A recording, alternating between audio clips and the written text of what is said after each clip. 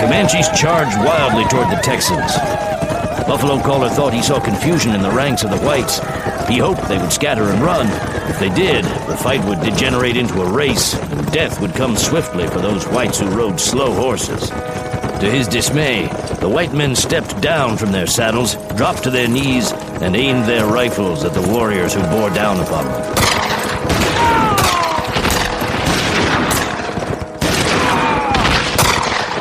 Buffalo Caller saw Jackrabbit still astride and was thankful he was not one of the fallen. He hoped the warriors would overwhelm the Texans while they paused to reload their rifles.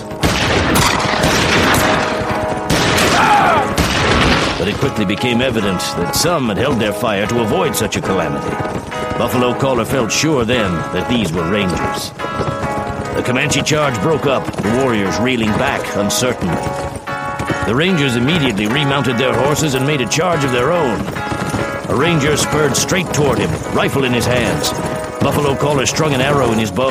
The Ranger's hat blew off, and Buffalo Caller was startled to see that his hair was red. Old dreams, long pushed aside but never forgotten, flashed in his mind like a flare of gunpowder. He knew his arrow would miss. Buffalo Caller's pony staggered. The crushing weight of the pony rolled over him, pressing him hard into the dirt. His leg was pinned. He grasped desperately for the bow that had fallen in front of him, but he could not quite reach it. He strained to pull himself forward. He felt that his medicine had soured. Helpless, he steeled himself to receive the bullet that would kill him. The Ranger's black horse was wild-eyed, nostrils flaring in excitement. In the saddle, the Ranger seemed to tower above Buffalo Caller like the high walls of the people's winter encampment. Numb, suddenly cold, Buffalo Caller saw that the man was young, like the warriors in the raiding party. The black horse danced nervously, threatening to run away. The Ranger drew a pistol from its holster. Buffalo Caller silently spoke to his spirits, asking them to be ready to receive him, for the Ranger was too close. He could not miss.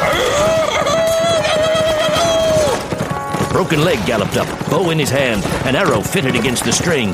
The Ranger whirled. Broken Leg's arrow drove into the young Texan's leg. The Ranger dropped his rifle and bent over in the saddle, losing his hold on the reins. His horse broke into a run. Instantly, Broken Leg was on the ground.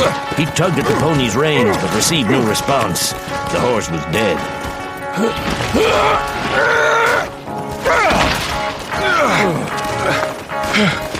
Finally, Buffalo Caller was free from the weight of his dead pony. Quickly!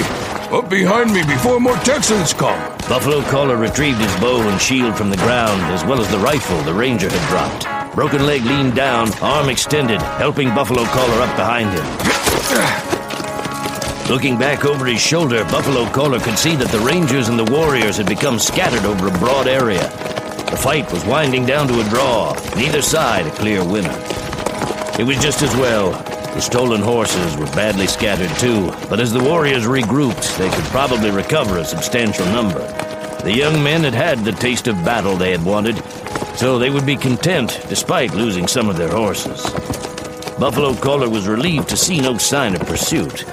Several warriors had broken away from the engagement and were coming up behind. Jackrabbit was among them. The rest would probably be on their way shortly as they extricated themselves. Broken Leg, the Ranger you wounded. Did you see his hair? For a moment, I thought I would have his scalp, but I only wounded him. It was more important that I rescue you. His hair was red. That I saw. I thought it was colored with clay. I have had bad dreams about a red hair. He spoiled my medicine. He would have killed me had you not come. Perhaps it was your medicine that brought me. Perhaps. I'm glad you persuaded me to let you come, old friend. But for you, I would be with my grandfathers. My medicine was good today. If ever I see a red hair again, I hope you will be with me. His medicine is stronger than mine.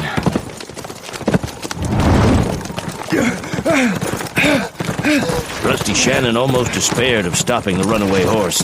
The heavy firing had frightened Alamo into a blind panic. Each stride brought excruciating pain, seeming to drive the arrow deeper into Rusty's leg. It had glanced off the bone. Blood flowed freely, warm and gummy to his fingers, as he awkwardly holstered the pistol and grasped the shaft of the arrow. He struggled in vain, trying to pull it out. The reins trailed on the ground, dropped along with the rifle when the arrow had struck. Reins could be a hazard. Looped, they could snag on a tree branch while the horse ran. If split like these, a running horse could step on them, jerk his head down, and take a hard fall. Through his pain, Rusty recognized that danger. He leaned forward, trying to grab a rein. Light-headed, he could not reach it without tumbling from the saddle. Yet he knew that at any moment Alamo could turn a somersault.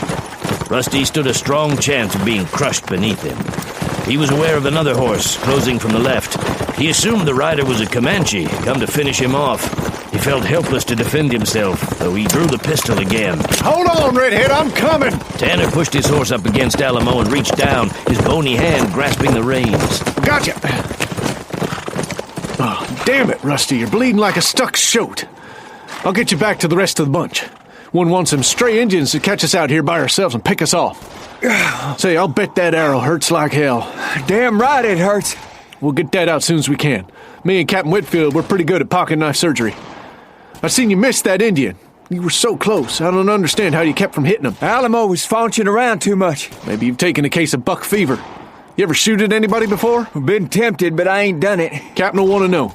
Just tell him about the horse.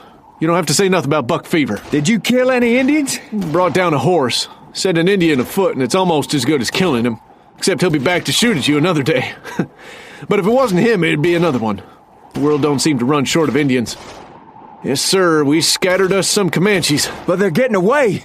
Looks like they still got most of their horses. Well, me and you can't be held responsible. We're just following orders. I don't hardly know who we're working for anyway. The state of Texas or the Confederate States of America. Ain't neither one paid us lately.